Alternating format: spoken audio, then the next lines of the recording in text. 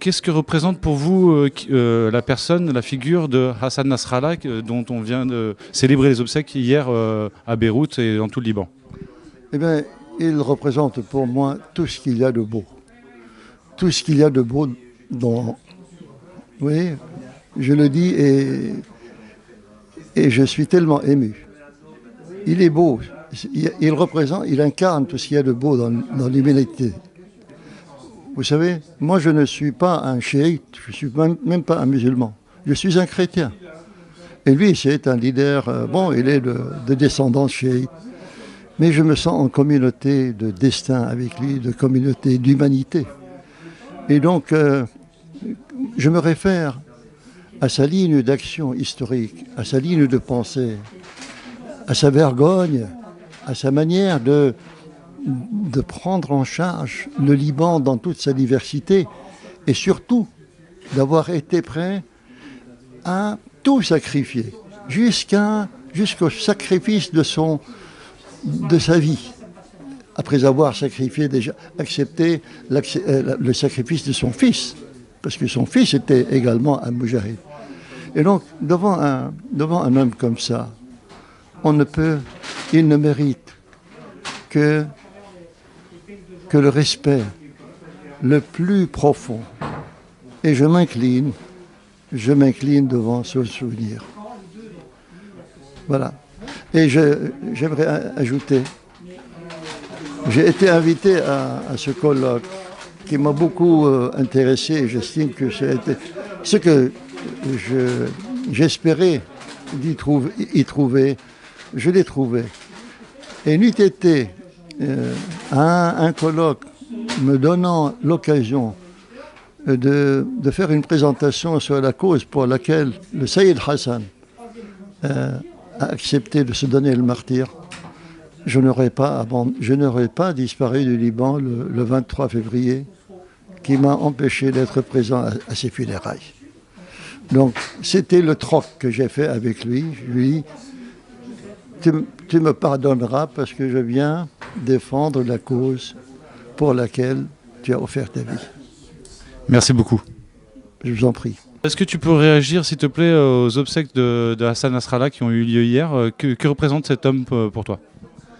Je pense que ça montre qu'il n'est pas mort, que son âme et sa volonté d'être une force pour la paix, qu'elle anime toujours le peuple libanais, en partie toute la région, qu'on peut faire des beaux plans sur le papier, on peut décider de déménager tous les peuples et tous les pays du monde, mais qu'il y a la réalité, que les gens ont une histoire, ils ont une âme, ils ont une passion, et que contrairement à la diabolisation qui a faite contre les Hezbollah, je pense que c'est le moment, puisqu'on peut bien travailler avec les djihadistes de Syrie, on peut très bien accepter pleinement le Hezbollah, qui n'a rien à voir avec les égorgeurs du djihadisme et qui devraient être nos partenaires naturels parce qu'ils veulent la souveraineté de leur pays et ils nous aideront à obtenir la nôtre en France. Alors, ça peut se faire aussi autour de quelque chose que je défends avec l'Institut Schiller, c'est-à-dire un grand plan de partage des ressources en eau et en énergie, équitablement partagé pour un avenir commun pour tous les peuples dans le cadre d'une création d'un État palestinien qui est de l'urgence aujourd'hui à laquelle il faut travailler. C'est le plan Oasis. C'est le plan Oasis, parce que les oasis, ça ne pousse pas tout seul. C'est toujours des canaux, c'est toujours des canaux souterrains où on organise pour que l'eau arrive et puisse irriguer. Et au lieu d'irriguer le désert avec du sang, il est temps d'irriguer le désert avec de l'eau. Est-ce que vous pouvez en une minute donner votre sentiment, puisque hier c'était les obsèques de Hassan Nasrallah, donc un petit mot peut-être pour Nasrallah, pour le Hezbollah et puis pour les Palestiniens et les Libanais. Oui. Oh, j'ai été très impressionné par la foule, puisqu'on parle de 1 800 000 personnes qui venues, pas seulement du Liban, de toute la région, de quelques fois de plus loin, donc qui ont assisté et qui ont rendu hommage au chez Saïd Hassan Nasrallah. Je crois il mérite amplement cet hommage parce que je crois que c'était un grand homme, et plus qu'un grand homme, c'était un messager, c'était un symbole, il a su mobiliser, c'était une haute personnalité morale, intellectuelle, politique en même temps. Je crois qu'il a su rassembler au-delà du Hezbollah, le peuple libanais, je crois bien, et puis peut-être tous les amis du peuple libanais, tous les amis du peuple libanais. Je crois que c'est vraiment un grand homme qui nous a quittés. Il a été assassiné, ce n'est évidemment pas. Il savait bien qu'il était très très menacé.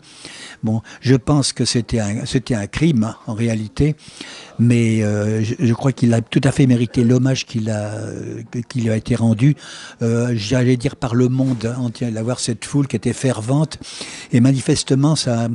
Je crois que son message a bien été compris, que l'axe de la résistance, c'est notamment le Hezbollah, mais l'axe de la résistance, et tous les résistants de la région, je crois, et du monde, garderont auront sa leçon en tête, et garderont son message. C'est-à-dire il faut résister, quoi qu'il advienne. Et disons, je crois que c'était une haute personnalité politique, morale. Il avait tout un meneur d'homme. C'était pas seulement une notabilité religieuse.